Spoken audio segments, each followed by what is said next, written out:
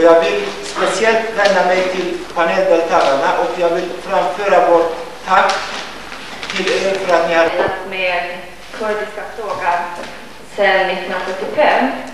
Jag har besökt Kurdistan 3 gånger, varit i den turkiska delen, i den irakiska, iranska och i den syriska.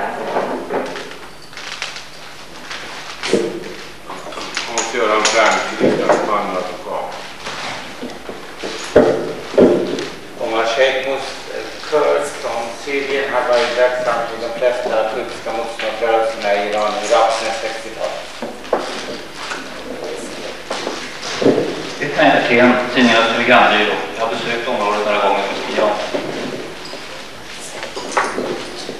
Allar Kortman jobbar som flyktingsamordnare i Eskilstuna kommun och har dessutom för 4 år sedan skrivit en bok för Invandrarverkets räkning som heter Om kurder.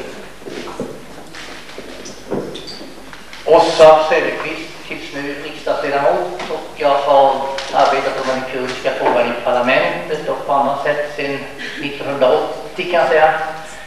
Inspirerad av Edin Claesson faktiskt, som gav den första impulsen att skriva om den sakerna. Ibrahim Jurabci representerar KDP i Iran. Selim Keya از برنامه ترقیات وزیر کردستان جدید داشت.